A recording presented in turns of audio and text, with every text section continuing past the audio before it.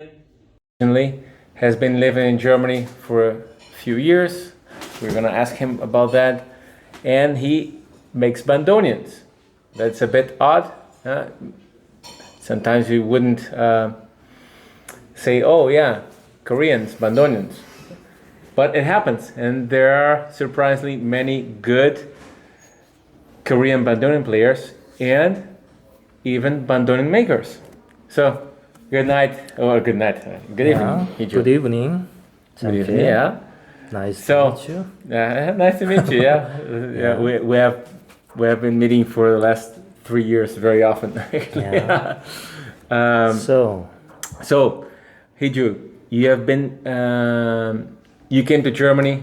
We were talking before with the idea of making guitars. You thought about becoming a luthier, and then you didn't even know bandoneon, and then you became a bandoneon maker. And today you make bandoneons for the Bandonionfabrik, which is one of the best well-known bandoneon makers in Germany and the world. I mean, there are not so many.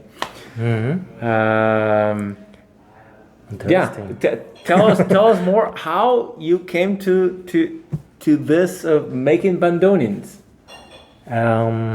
I also told you I want be a first guitar maker, classical guitar maker, because I played as I was 20.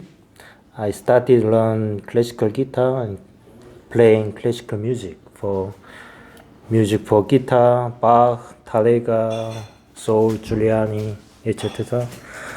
And then I want to be a guitar maker because I play guitar, but I can't play like a professional musician. So what can I do? Just guitar making. And I try to research about how can I learn guitar making in Korea. It's impossible that moment. But some no schools for that.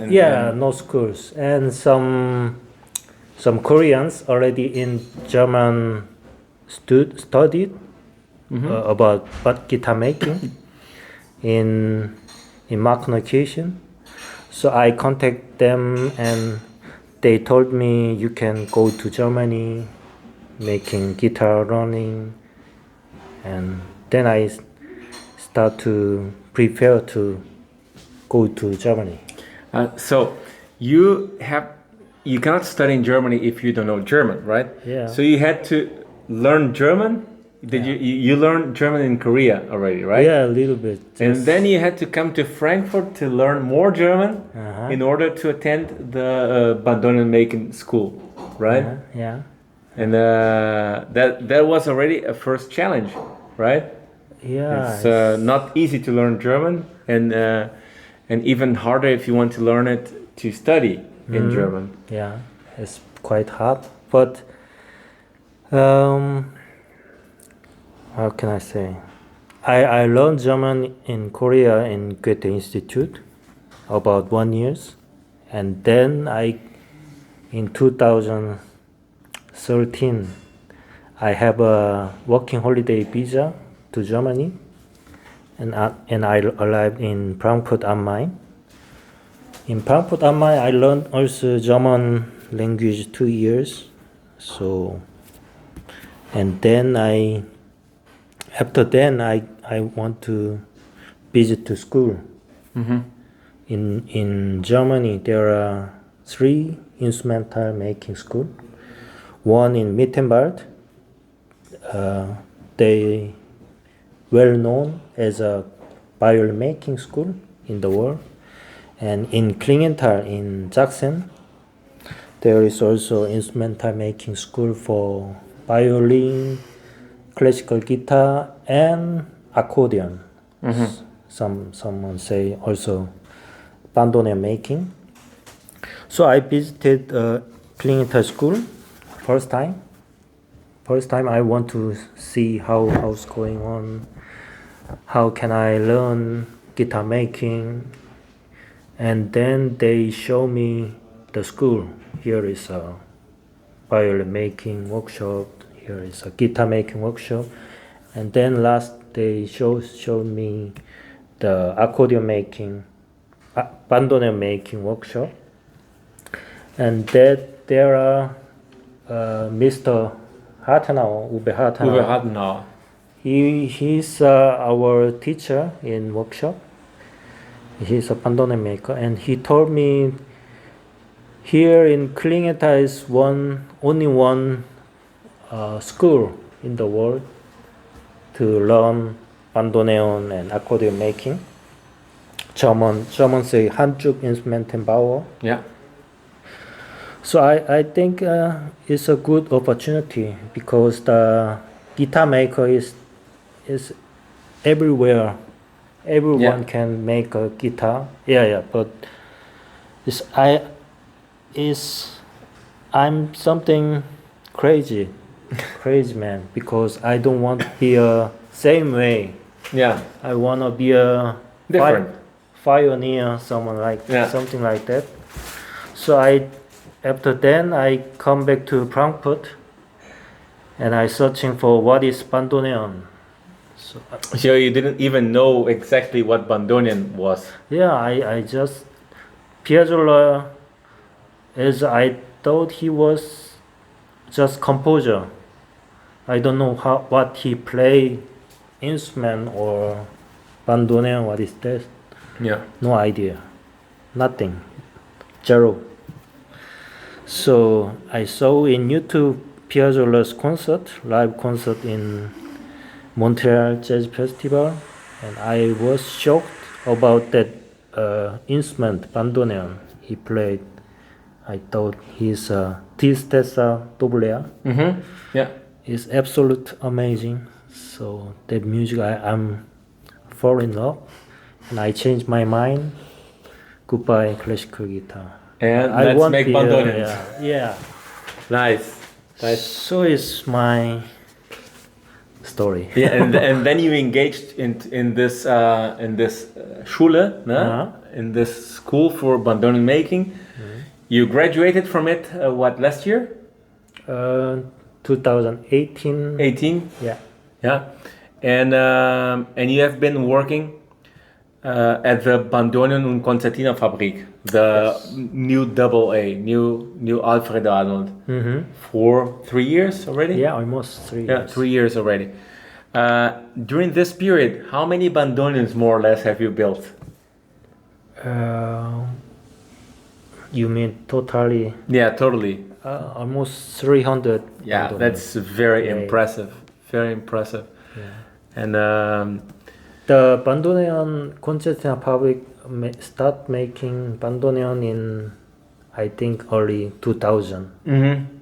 The moment start someone Hartenau and Bandoneonfabrik, because they bought from Czechoslovakia the lead plate. Yeah. From harmonicas. Yes, and they made start almost in 2000. So. Yeah, so it's been more than 20 years. Yeah. Nice. And now you were telling me before about this smaller bandoneon that you were producing. I remember you brought one to my house a few years ago. It was a prototype. Yeah. And so it's a smaller bandoneon for children, right? Yeah. But with zweichörig, oder? Yeah, it's two voices, not only one, like a study bandoneon that we know. Yeah, it's like zweichörig is basically the same bandoneon but smaller. Yes. Yeah. On same side, not same. The inside, the mechanic and lead plate is same, like a normal. But the buttons are smaller. I think it's. So the distance are also smaller. Yeah, 2 millimeter smaller than normal. And it because we have a collaboration with the French player Yvonne Han from Mussolini. They want to teach. Grüße, Yvonne. Grüße. And they want to teach children bandoneon. But bandoneon which is important, huh? Without children learning bandoneon, we don't have bandoneon players. Huh? Yes. So bandoneon is too big for children. Yeah, it's not made for children. Yeah, so we make a smaller bandoneon, but same sound. Correct me if I'm wrong, but I think Yvonne edited one Schule, one method. Yeah, now together with the yes, we Bandonionfabrik. Yeah. For children, and it's very interesting, even with cards to play, and it's very interesting. I like the method. Yeah, Yvonne Han, she is very talented. Yeah, teacher for bandoneon. Yeah, I mean, in the Werkstatt, in your atelier, I believe you do a lot of work. I've seen videos of you making the inlays and then putting the silver line and everything, and tuning. Yeah. What is your favorite? My favorite is favorite job, my favorite work. Breaking time. No, I actually repair old bandoneons. It's my duty in workshop. Yeah, because in the Bandonionfabrik, you make new bandoneons, but you also work repairing old bandoneons. Yes, right? From many European players, and it's very nice to repair some over 100 years instrument. Yeah, and make good condition. Yeah, It's like a doctor. Yeah, like you have a patient and you have to treat him. Yeah, sometimes very hard because the bandoneons in not good condition. So we try to something better way to repair it. Nice. Yeah. And we were talking about this before. Would you recommend your profession to anyone else to make bandoneons and repair bandoneons? Bandoneon making. Bandoneon making or bandoneon repairing? Would you recommend it? Well, you're already seriously. I don't recommend it. don't make a bandoneon. Just buy Bitcoin. Yeah. But do you say that because you don't want anyone else to make bandoneons, or no? you want to be the only bandoneon maker in the world? No, just joke. There are many bandoneon makers in the world. Yeah. Harry Geuns, Balthazar Astor, Klaus Gutia. So they are very talented and good maker and repairman. Yeah. Every maker has its own characteristics.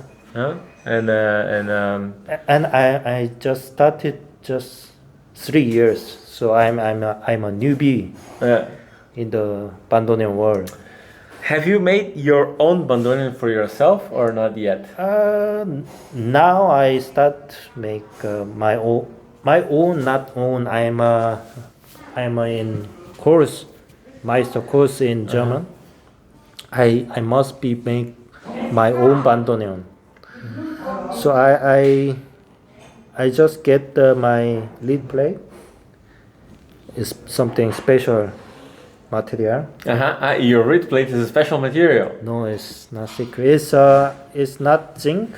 And not aluminum. Bronze? No bronze. It's duralumin. Duralumin. It's like accordion reed plate. Yeah, for like tipo a mano or a mano reed plates. So I'm very curious how is result aluminum lead plate. Maybe good or maybe not. Let's see.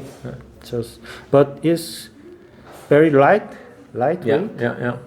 And harder than aluminum. That is good. So it's hard. The duraluminum is harder than the aluminum that was used before, right? Yeah. And lighter than maybe it's almost same weight like aluminum. Yeah. I think I know the answer, but let's ask the professionals. what do you think is the most important part in a bandoneon? Huh? Like you can destroy everything, but this needs to be in good shape for the bandoneon to sound good. What would you say? For sound, maybe people think about the lead plate, maybe zinc lead plate, but most important thing is in bandoneon. So everything is also important, but it's the leads are very, very important because they make the sound. Yeah. So and if many old bandoneon have a very poor condition leads, so we are every time change the old leads. If I change the leads, the sound totally different. It's old bandoneon because the profile, is different. Yes, everything different. I think it's almost sound comes from leads. I think maybe or not. It's, I need more research, but I think the sound secret of sound bandoneon is leads. Yeah. Yeah. Yeah, I said I thought I knew the answer, and maybe not. I agree with you. I agree with you. Reeds and reed plates. Yeah. There is many factor for sound. But also, if you have a good bandoneon with good reed plates, and the bellows are not tight, you don't have enough pressure to make the reeds sound good, right? Yeah. Or if you have a very loose mechanic. It will also not sound good. It will lose air, and so many important things to repair, and many important things to get a good sound out of a bandoneon, right? Yeah. So you need buy new bandoneon. Yeah. By us. No. Yeah, Heeju, thanks a lot for the interview. You're welcome. And tomorrow we come with more information from the bandoneon world in Naunhof. Just bye bye.